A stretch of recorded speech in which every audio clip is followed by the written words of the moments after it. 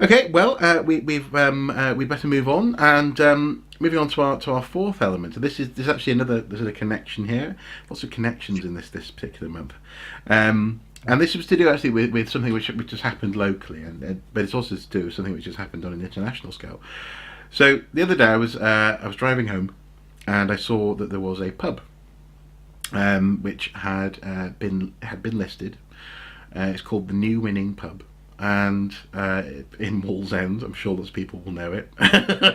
Only joking, but anyway, it's a pub. It's slightly isolated now. It used to service, I think, people who were involved with the mining industry, but now the land around it, there's a school, there's a swimming pool. No one's really going to be using it as a pub.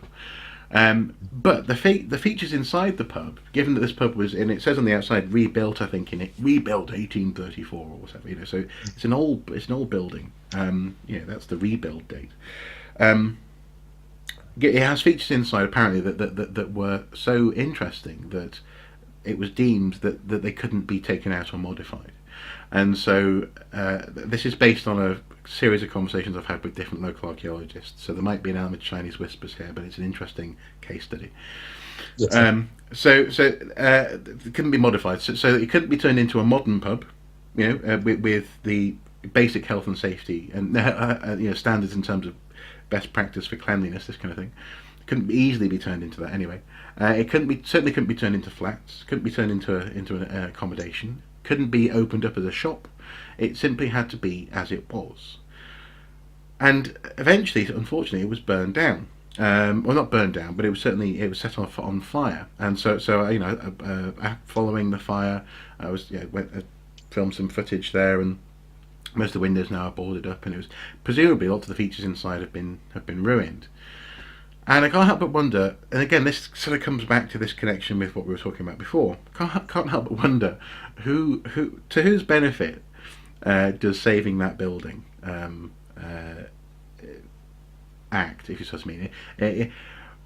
No one could live there. It was no longer a useful building because of what made it special, and yet saving it has simply turned it into a target for vandalism and destruction, and also, frankly, the slow erosion of it's a bottleneck for wind. Lots of the sandstone features on the front were being destroyed by wind erosion. It just makes me wonder, who is that serving?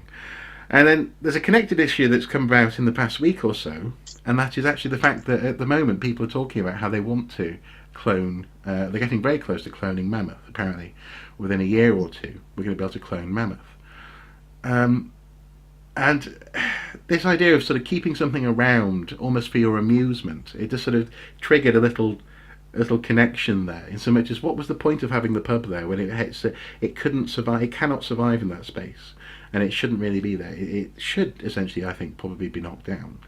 And the same goes for this mammoth. I mean, do you think people tend to, at the moment, we live in a society that does these things and preserves these things or brings these things back simply because we can?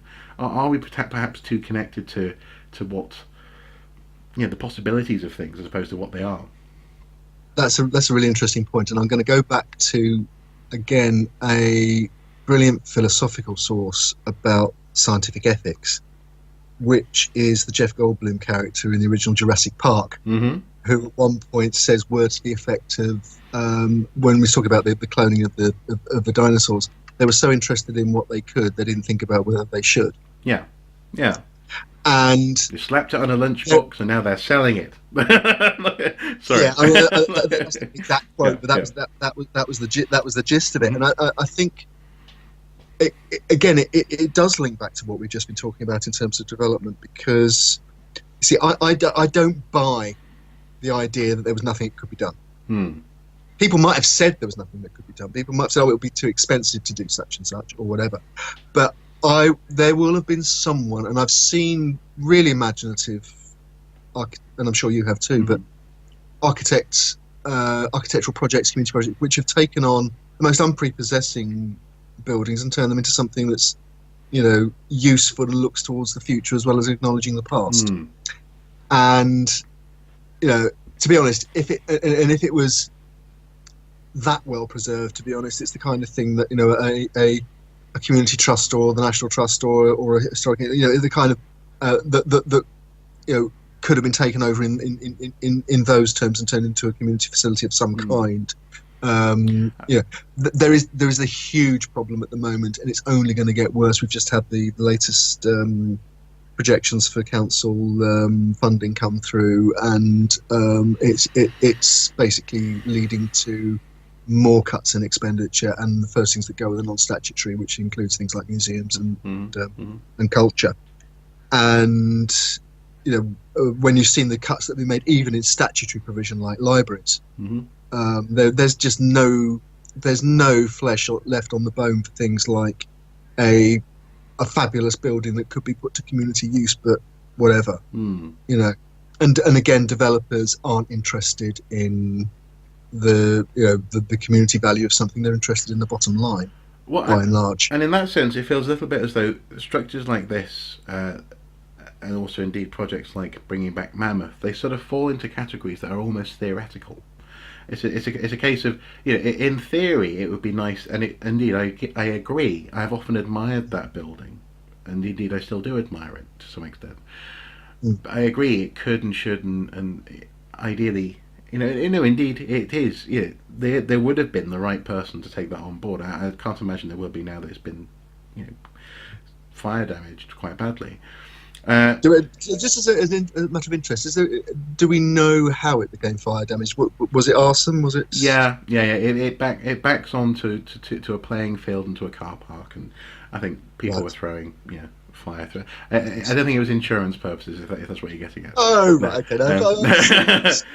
Just my nasty suspicious mind. No, absolutely. There's absolutely no evidence that the police will have thoroughly investigated the matter. But in that sense, it serves a nice theoretical purpose. It's nice to have. It's a nice idea, but it does fall through the cracks. It cannot be looked after by local authority because of money.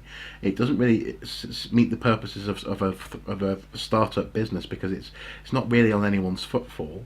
The particular location. It was built at a time when that part of the world, that little slice of Wallsend, required a pub for the workers, but no one really works in that way or to that intensity, or indeed there anymore. There's a garage across the road, but that's about it. So it's a nice idea, but it sort of falls through the cracks. And then in that sense, I think Mammoth is a similar notion. It's a nice idea, but whose crack is actually no, I'll stop that sentence. No, but how is it not going to fall through a crack? Because can a zoo zoos can't look after mammoth. We don't know entirely what they need. There's no environment on the earth that exists anymore that approximates where they were living. But also, correct me if I'm wrong, but certainly from what I've read about this, it actually won't be a mammoth. It will be an elephant mammoth hybrid that has some of the visual characteristics of a mammoth, but is mostly elephant. Yeah. And it's not even clear. And at the moment, they're talking about creating to multicell embryo stage. They're not talking about implanting and actually having this facsimile mammoth wandering around in a zoo or a park or whatever. No, but that will be the next step. In so much as there are people out there who want to see it, and there are even people out there who go, "Oh, can we make a pygmy version? I'd like a pet." And in that sense, obviously that those sorts of comments aren't really part of this particular discussion. But I just find myself just wondering. Again, ironically, I bring myself back to this sort of sense of feeling a little bit like the buildings we were talking about in the previous segments, that somehow actually some things need to be allowed to die, and in that sense, some things have to give way to what comes next. And I'm not, in that sense, I suppose what I would say is that I am a preservationist, not a conservationist.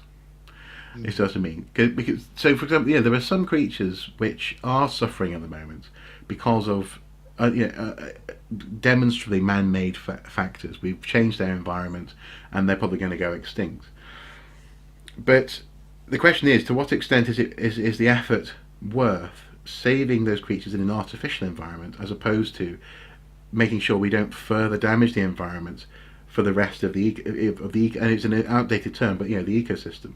It's one of those things. Is it trying to plug the dam when actually we should be building a new dam or whatever? We should be redirecting the water.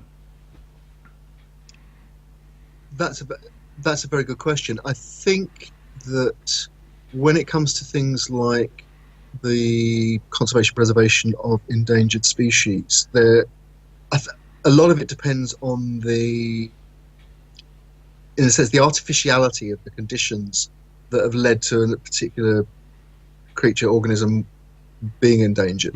Yeah, obviously, and it's scaled, isn't it, at the moment? Although we have an incumbent in the White House who appears to believe that human-influenced climate change is a myth brought about to bring down American industry. The scientific consensus is that the overwhelming scientific consensus is that that's a serious issue, and that's the thing that is most impacting not just on the natural environment but also on human beings as well. With the dangers to low-lying countries like Bangladesh from sea level rise. So there are these huge global issues, and then you bring that down. Logging in the Amazon rainforest that's destroying species before we've even discovered them. So how do you deal with that one on a conservation basis? Or logging in Indonesia, which is putting the orangutan at risk. Go to the mammoths' great grandchildren that are being decimated by illegal poaching in Africa. And there you've got something that is being dealt with by breeding, but also by proactive measures in anti-poaching patrols and things like that. And I suppose I would just slightly clarify my point in so much as I suppose I was thinking about elements where water temperature rises by 2 degrees, and that puts certain species of algae at risk. This kind of thing. Or the Great Barrier Reef, or whatever. Precisely. I mean, the Great Barrier Reef, that's being slightly hushed up, apparently, isn't it? But it's suffering. And in that sense, it's one of those things where I can't help but wonder whether, yes, in that sense, yes, tackle things like poaching, tackle things like deforestation, as opposed to trying to solve problems such as sea temperature. Stop the cause as opposed to trying to reverse it. And just bringing that back to the case of the building, I can't help but wonder whether picking a building and saving it simply because it can be saved is a good idea, or bringing back a mammoth simply because you can bring it back is a good idea. It feels like sorry. What I was going to say was I'm certainly with you on the mammoth. I'm not going to say you can't do a certain kind of scientific research. I would say though that it wouldn't be my priority. I'd be more interested in, if you're dealing in terms of reproductive biology and cloning, I'd be more interested in looking at how can those technologies be put towards the